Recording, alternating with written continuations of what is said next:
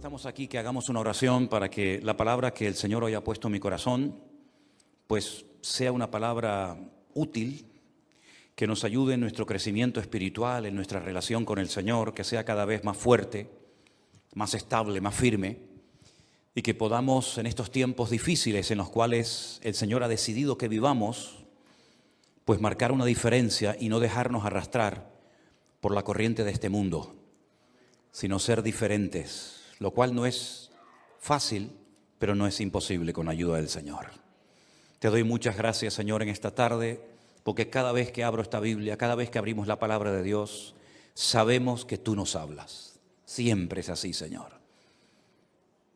Pedimos en esta tarde que los textos, las lecturas, las cosas que vamos a compartir sean de bendición para tu pueblo y tu iglesia sea una iglesia sana, una iglesia firme y estable, con conocimiento de ti, de tu palabra, Señor.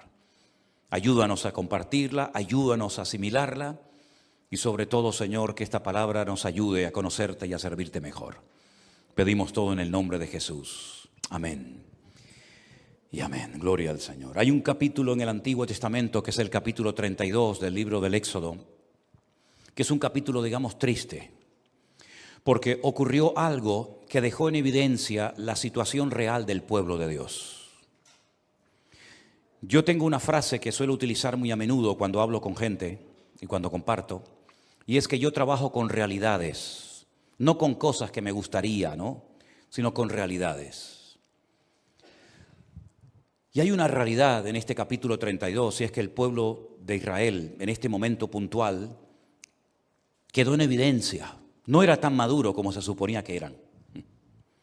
No estaban tan firmes y tan bien establecidos en el Señor como se esperaba de ellos en este momento. Cometieron un pecado terrible, terrible, que trajo consecuencias muy graves al pueblo. Miles de personas murieron. Y hay un antes y un después, y no es un tópico esta frase, ¿saben? Yo sé que a veces se utiliza esto con mucha facilidad, pero créame que hay un antes y un después en la historia del pueblo de Israel, incluso de una de las tribus que ahora vamos a ver a raíz de este acontecimiento. Yo voy a leer todo el capítulo, porque a veces veo que muchas veces se pellizca, ¿no? Se leen 4 o 5 versículos y como que nos olvidamos del contexto. No, vamos a leer todo el capítulo.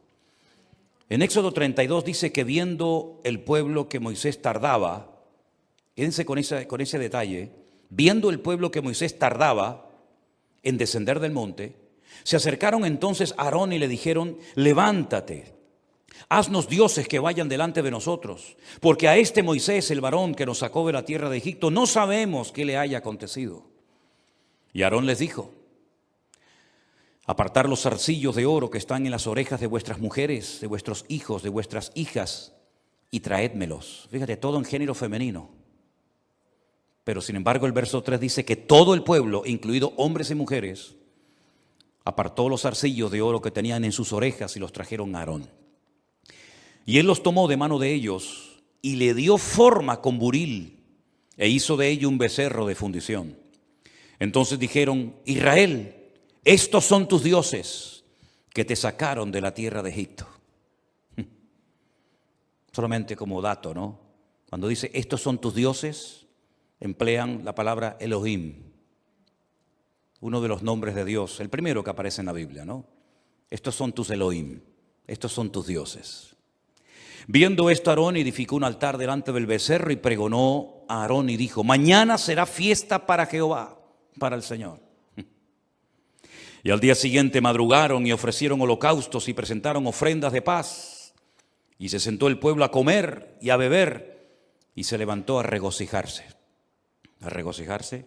El texto, el verbo en hebreo dice: se levantaron a fornicar. Hicieron una orgía multitudinaria en medio del desierto, danzando frenéticamente como locos alrededor de ese animal, de ese becerro de oro. Terrible. Entonces el Señor le dijo a Moisés: anda y desciende, porque tu pueblo, ahí Dios se desvincula de esta gente. Él no dice mi pueblo, no. Con esta actitud yo no puedo decir que son mi pueblo. Este es tu pueblo que sacaste de la tierra de Egipto, se ha corrompido. Pronto se han apartado del camino que yo les mandé.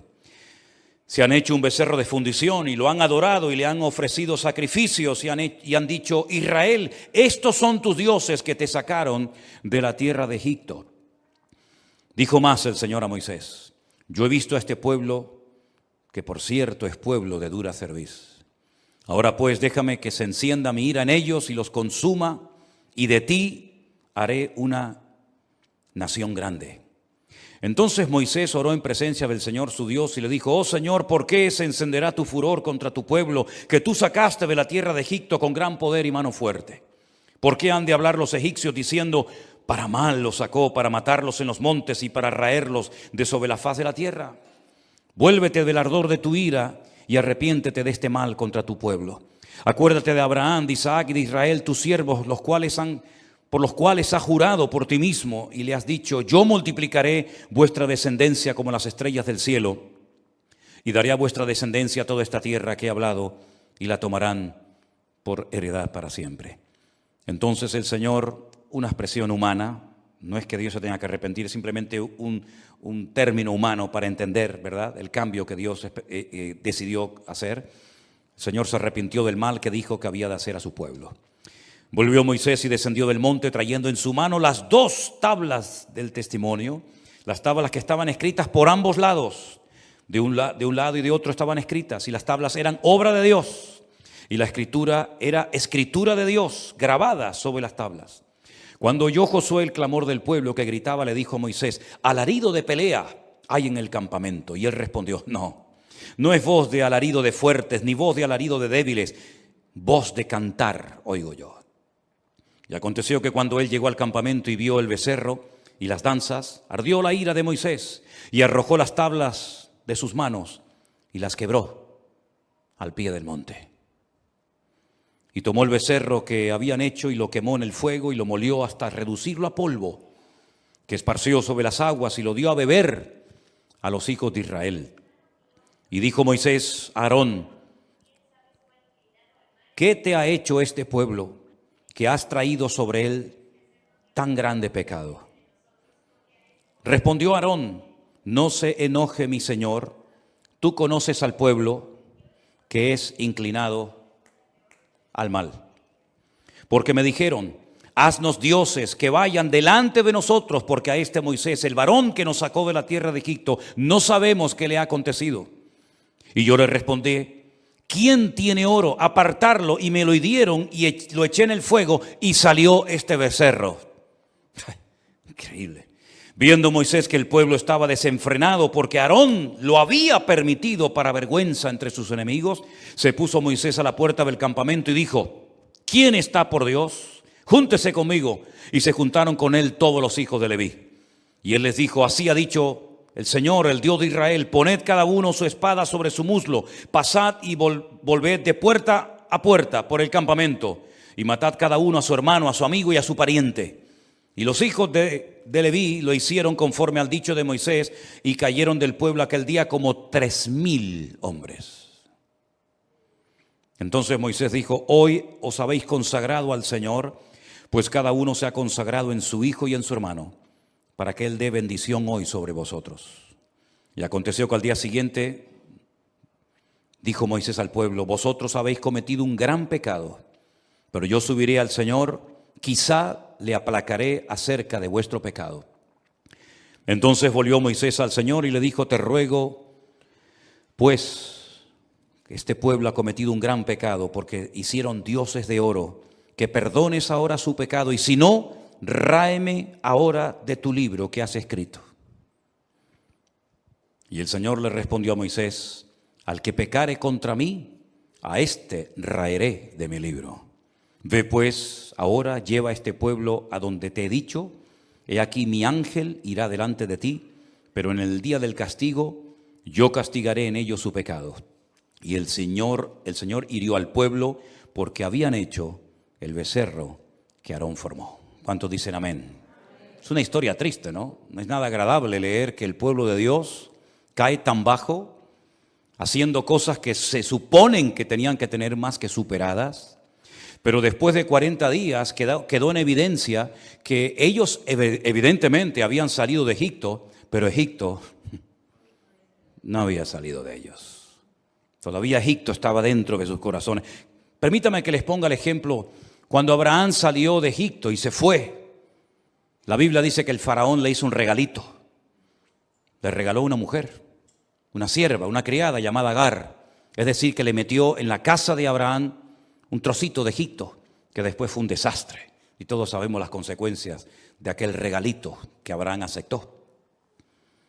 Exactamente igual le ocurre ahora al pueblo de Israel. Han visto la mano de Dios. Ningún pueblo sobre la faz de la tierra ha visto ni verá jamás los milagros que este pueblo vio. Milagros únicos e irrepetibles. Nunca más Dios volvió a abrir el mar para nadie, para ninguna iglesia, ningún profeta, ningún apóstol, ningún discípulo. Nadie abrió un mar para que millones de personas pasaran por en medio como si fuera tierra seca. Dios lo hizo por ellos. Los milagros que el Señor hizo en Egipto jamás los ha hecho por ningún pueblo, ni los hará por ningún otro. Algunos de esos milagros se volverán a ver en el período que conocemos, el tiempo de angustia de Jacob o la gran tribulación, según nos cuenta el Apocalipsis. Egipto quedó totalmente desmantelado, incluso hasta sin heredero. Los dioses que guardaban supuestamente las aguas, los animales, los árboles, las cosechas de Egipto no sirvieron absolutamente para nada. Todos quedaron humillados. Fue un desastre lo que pasó en Egipto.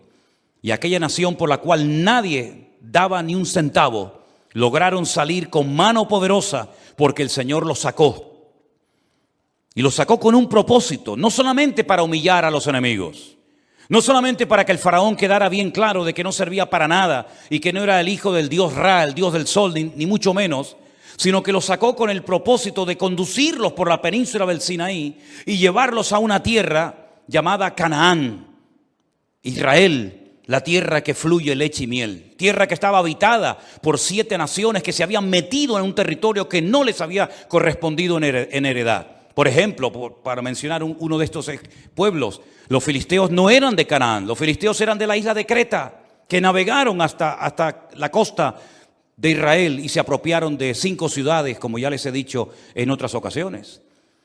Así que ellos salieron con un propósito. El desierto iba a ser una etapa transitoria entre Egipto y Canaán, una escuela, un taller. Hay un libro en el Antiguo Testamento que nosotros lo tenemos como el libro de Números. En hebreo se llama Bamidbar, significa en el desierto. Y en medio de la palabra Bamidbar aparece la raíz dabar, que significa hablar. Luego en hebreo Bamidbar, en el desierto. Otra lectura es el lugar donde Dios te va a hablar, el lugar donde Dios te va a tratar. Y efectivamente así fue. La ley no la recibieron en Egipto. Los 613 mandamientos de la Torá no los recibieron en Canaán, sino los recibieron en ese punto intermedio que se llamó el desierto.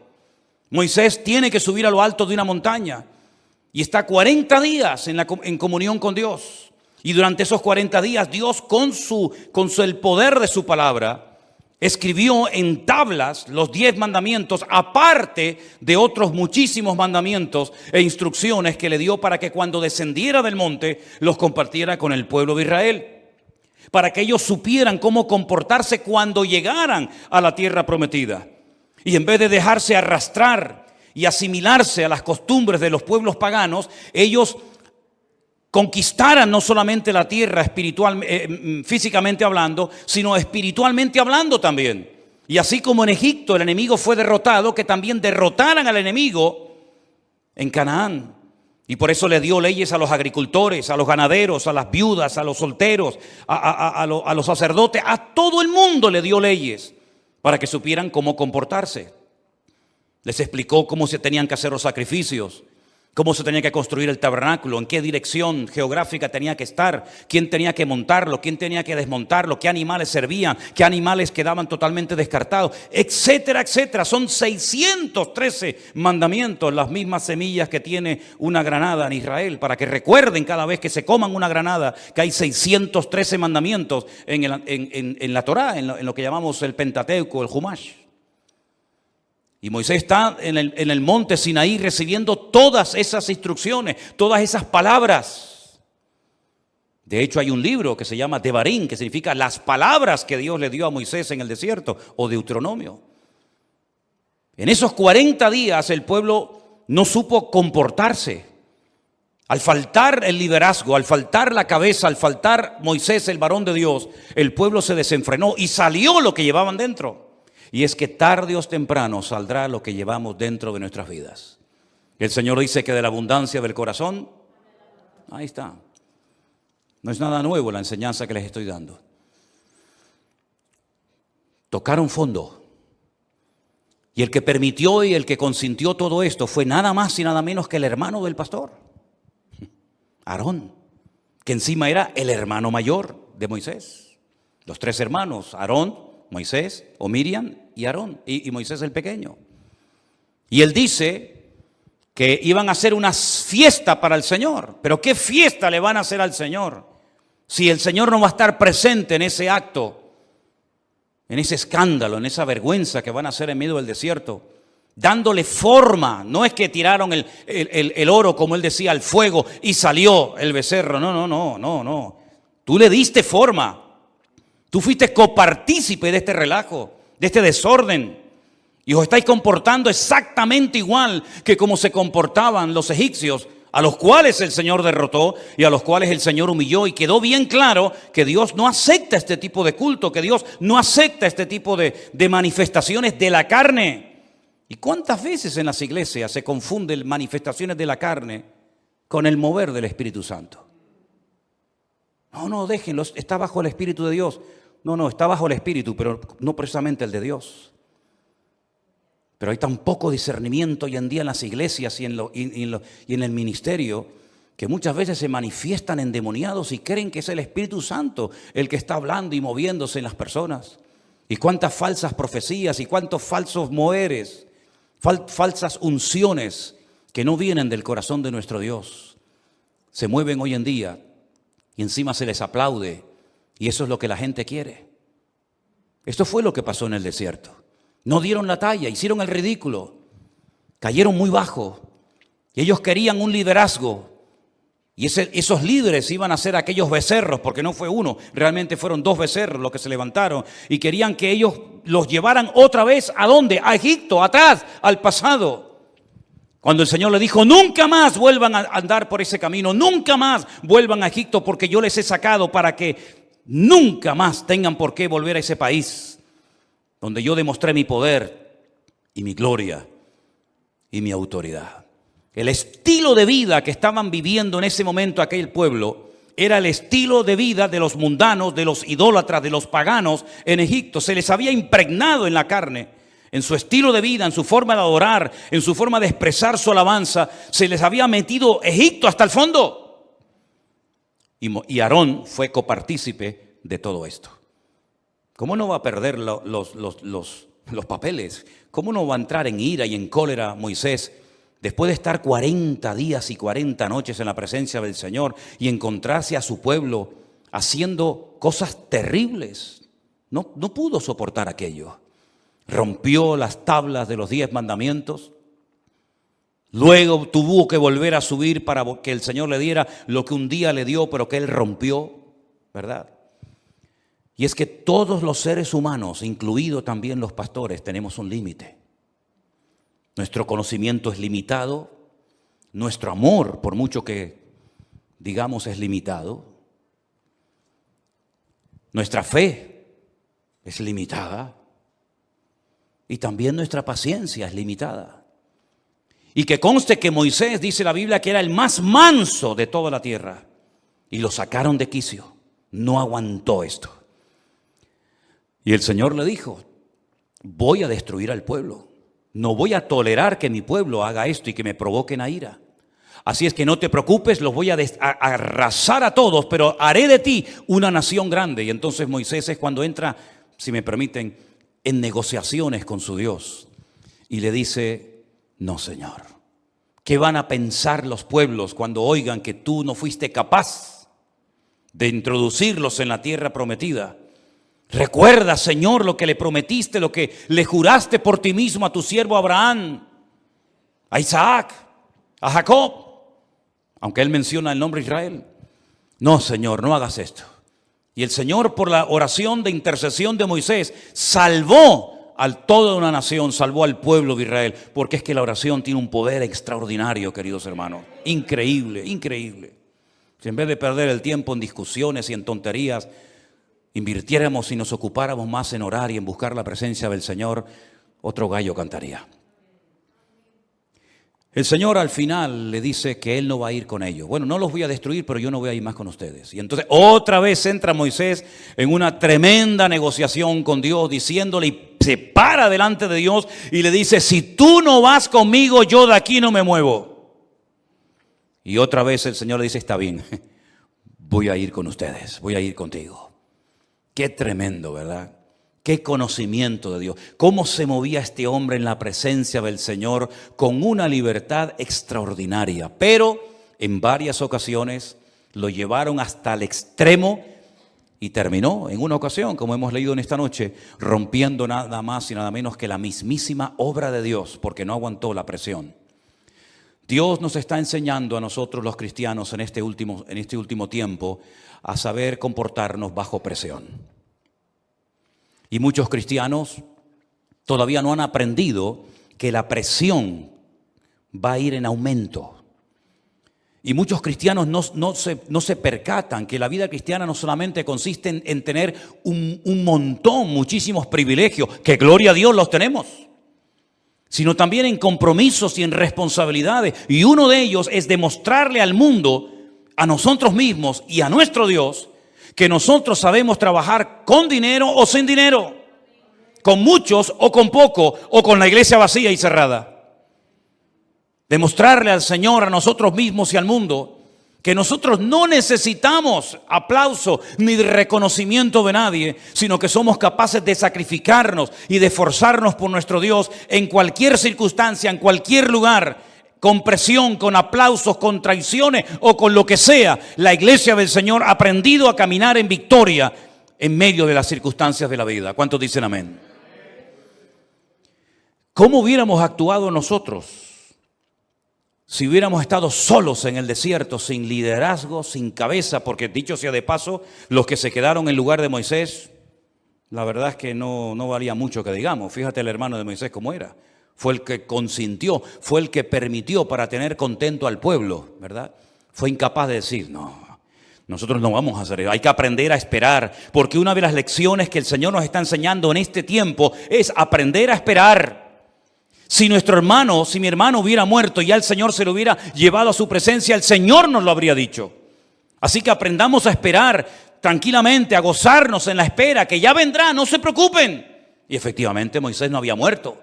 Moisés apareció, pero cuando apareció, lamentablemente, el pueblo estaba totalmente fuera de control.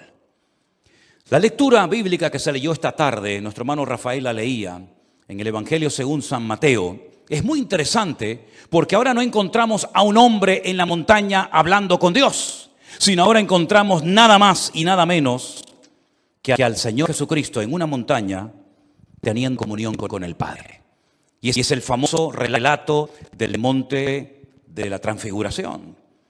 La tradición dice que el monte Tabor, un monte muy bonito, es donde el Señor Jesucristo decidió transfigurarse, transformarse, ¿verdad?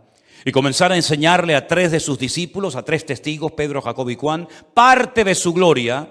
Y no solamente parte de su gloria, sino además se presentaron 2 personajes muy interesantes y uno de ellos era Moisés, para que después digan que Moisés no entró en la tierra prometida. Sí, Moisés entró en la tierra prometida, pero no cuando él quiso, sino cuando el Señor quiso. Y también se presentó el profeta Elías. Y allí por segunda vez se vuelve a oír la voz audible de Dios. Pocas veces, créanme, pocas veces, si no hagan el esfuerzo en estos próximos días o meses, de buscar en la Biblia cuántas veces Dios se ha dejado oír audiblemente. Y no han sido muchas, En el día que bautizaron al Señor Jesucristo en el río Jordán, Juan el Bautista, ¿se acuerdan? Dice la Biblia que Dios dijo, este es mi Hijo amado, en el cual tengo complacencia. Y se oyó la voz audible del Padre. Y ahora se vuelve a oír en el monte de la transfiguración. El mismo Dios, la misma expresión, este es mi Hijo amado, al que yo he señalado, al que yo he escogido, en el cual deposito toda mi confianza, lo avalo, lo apoyo. En Él está mi gozo y mi deseo cumplido. Una experiencia inolvidable. Esta experiencia marcó la vida de Pedro de tal manera que él, cuando es anciano, si ustedes leen primera y segunda de Pedro, él cuenta la experiencia que tuvo en el monte Tabor, viendo a Cristo transfigurado y viendo a Moisés y a Elías y oyendo nada más y nada menos que la voz de Dios. Él cuenta esta experiencia porque hay experiencias que nos marcan para toda la vida y no tenemos que olvidar las lecciones que el Señor nos ha dado en este último tiempo. ¿Cuándo bajan de la montaña? Porque la realidad no era vivir permanentemente en la montaña. No se olviden que de los 12 discípulos, 3 solamente habían subido al monte con el Señor a orar y los 9 restantes se habían quedado abajo. Y vamos a leer lo que no se ha leído esta tarde, que estaba ocurriendo al pie de la montaña. Y parece que hay como un paralelismo, parece que hay algo muy similar, más o menos, entre lo que hemos visto Moisés en la presencia de Dios y el pueblo abajo en el valle totalmente descontrolado, y ahora vemos al Señor Jesucristo en el monte orando, mientras que abajo en el valle está sucediendo algo nada agradable, y por supuesto para los discípulos. Cuando llegaron al gentío, versículo 14, vino a él un hombre que se arrodilló delante de él diciendo: Señor, ten misericordia de mi hijo que es lunático y padece muchísimo, porque muchas veces cae en el fuego y muchas veces en el agua. Y este encuentro de Jesús con este padre desesperado lo relata no solamente Mateo, sino que también lo relata Marcos en el capítulo 9 y Lucas también en el capítulo 9 para aportarnos más información. Y yo lo he traído a tus discípulos, pero no lo han podido sanar. Así como el pueblo de Israel al pie del monte Sinaí no dio la talla, no supo comportarse correctamente, ahora son los discípulos de Cristo los que no están actuando correctamente. Se les ha escapado el problema de las manos y no han sabido solucionarlo. Ya ellos llevaban tiempo con el Señor. Estos discípulos que se quedaron al pie de la montaña, estos 9, y allí estaba Santiago, ¿verdad? El otro, allí estaba Bartolomé, allí estaba Felipe. Ya ellos habían visto cómo el Señor trataba a los enfermos, cómo el Señor echaba fuera demonios, cómo el Señor resolvía los problemas. Por lo tanto, ya tenían un nivel de experiencia, un nivel supuestamente de madurez que les capacitaba y les podía permitir solucionar el problema que se les presentó, pero no supieron. Y no hay nada peor para un cristiano hoy por hoy que no sepa cómo resolver el problema en el cual el Señor ha permitido que te encuentres. Y llegará el momento, y el momento está llegando, si no lo han visto es que algunos están ciegos, que el Señor nos está mostrando que ya no se puede depender de los pastores, ni de los profetas, ni de los apóstoles, sino que hay que aprender a depender única y exclusivamente de Dios. Y cuanto antes lo aprendamos, mejor que mejor. La gran desgracia de muchos cristianos es que se convirtieron al pastor y no al Señor del pastor. Y conocen más de la iglesia del Señor que del Señor de la iglesia. Y conocen tal vez algo de la Biblia del Señor, pero no del Señor de la Biblia. Y en este momento los discípulos han hecho el ridículo. No han sabido solucionar un problema. ¿Tú sabes cómo se solucionan tus problemas económicos? A mí me llaman todos los días de todas partes del mundo para que les diga cómo tienen que resolver sus problemas económicos, cómo tienen que solucionar sus problemas ministeriales, cómo tienen que arreglar sus problemas matrimoniales. Centenares de personas. Y yo digo, pero Dios mío, ¿qué se ha enseñado en los últimos años al pueblo de Dios? Que ahora que ha llegado el momento de la verdad, ¿dónde está la fe de la iglesia? ¿Dónde está el discernimiento del pueblo de Dios? ¿Dónde está el conocimiento supuesto que tenía que tener la iglesia? ¿Dónde está todo eso? ¿De qué han servido los cientos y cientos y miles de sermones que algunos hermanos han oído en los últimos años? 1500 y pico sermones tenemos nosotros, solamente nosotros, en nuestro canal de YouTube. 1500 sermones. Cientos de devocionales, cientos de estudios. ¿Y de qué ha servido todo eso? Los discípulos no saben cómo actuar con un muchacho que tiene un espíritu que lo quiere matar, con un padre que ha venido con toda la ilusión y con toda la fe del mundo y ahora se lleva una desilusión tremenda porque los que supuestamente saben cómo resolver los problemas a la hora de la verdad no saben nada. No fueron a los escribas, no fueron a los fariseos. Este padre no llevó a una sinagoga a su hijo, no lo llevó para que el sumo sacerdote Anás o el otro Caifás le ayudara, porque él sabía perfectamente que el liderazgo de Israel en aquel tiempo estaba corrupto, era un desastre, era igual o peor que el sacerdocio en los tiempos del sacerdote Elí, ¿se acuerdan? Con sus hijos Ofni y Fines, que eran un desastre en Primera de Samuel. Él no va a esa gente. Él ni siquiera llevó a su hijo al estanque de Betesda, donde se decía que un ángel de vez en cuando venía y movía el agua y el primero que se zambullía quedaba sano. No, él fue a donde estaba Jesús. Pero al ver que no estaba el Señor, no se desanima. No dice, bueno, si no está el Señor, cojo y me voy. No, porque él da por cierto que los hombres que viven pegados al Señor saben cómo actuar, porque para eso son sus discípulos. Podía haber dicho, no, ustedes no, yo no pongo a mi hijo en las manos de ustedes porque ustedes, yo no me fío de ustedes, porque ustedes no saben. No, el hombre se queda, el hombre no se va. Y el hombre pone a su hijo en manos de los discípulos para que lo ayuden, pero se lleva una desilusión, porque se da cuenta de que los discípulos no saben cómo resolver este problema. Tú imagínate que venga gente a la puerta de tu casa, que te llame gente por teléfono, que te escriba pidiendo ayuda, y que tú no sepas a estas alturas de tu relación con Cristo qué versículo, qué palabra, qué oración, qué hacer para poder ayudar a una pobre persona endemoniado, enfermo, desesperado. Y es lo que le está pasando a muchos cristianos, porque se han hecho tan dependientes. Y entonces este hombre le dice al Señor, ten misericordia de mi hijo. Yo lo he traído a tus discípulos, pero no lo han podido sanar. Entonces Jesús, esta expresión fuerte, oh generación incrédula y perversa, ¿hasta cuándo he de estar con vosotros? ¿Hasta cuándo os he de soportar? ¿A quién le dijo el Señor esto? ¿Al Padre? ¿Encima? ¿Echarle una bronca a un hombre que ha venido con toda la ilusión y con toda la fe del mundo? No. Mi opinión personal, yo creo que el Señor le está diciendo a sus discípulos, ¿hasta cuándo? ¿Hasta cuándo, Pedro? ¿Hasta cuándo, Bartolomé? ¿Hasta cuándo, Felipe? Si me voy una hora a orar al monte y una situación que tenían que saberlas solucionar perfectamente, ¿no habéis sabido? ¿Pero esto qué es? ¿Hasta cuándo tengo yo que estar entre ustedes? Ellos ya no han aprendido, no han visto cómo hago, cómo no hago, cómo ministro, cómo oro, cómo reprendo. ¿No saben ya todo esto? ¿Esto qué es? ¿Una escuela o esto qué es? Reprendió Jesús al demonio, el cual salió del muchacho y este quedó sano desde aquella hora.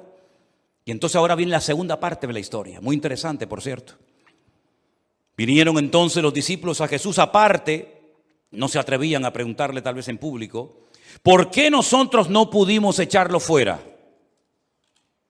Bueno, pregúntate tú. Porque a veces tú no has sabido cómo actuar como cristiano cuando te pasa algo con tu mujer o con tu marido. Pregúntatelo tú. ¿Por qué tú no sabes cómo actuar cuando parece que el enemigo está dando coletazos por todos lados y cuando parece que todo está saliendo mal y las puertas se abren? Pregúntate tú, ¿por qué no sabes tú actuar? ¿Y por qué te derrumba una crítica? ¿Por qué te tumba una calumnia? ¿O un problema económico? ¿O un problema físico? Pregúntate tú. ¿Cómo es posible que tú que has hablado en lenguas, que has leído la Biblia, que has diezmado, que has ofrendado, que has orado, que no sé qué y que no sé cuál? Pregúntate tú por qué a veces no has sabido actuar en consecuencia. Sé honesto contigo mismo. ¿No dice la Biblia que tenemos que probarnos a nosotros mismos? ¿No dice la Biblia que si nos juzgamos a nosotros mismos no nos juzgaría nadie? Pues hagamos eso de vez en cuando al Señor. Señor, ¿por qué mi fe no funciona? ¿Por qué cuando oro no pasa nada? ¿Por qué cuando tengo un problema me derrumbo? ¿Por qué, Señor? Y te vas a dar cuenta de que a veces damos una imagen que no coincide con la realidad en nuestra vida privada. Bueno, hay un principio que yo creo que tenemos que tener todos presentes. Yo siempre lo he compartido y para mí es vital en mi vida.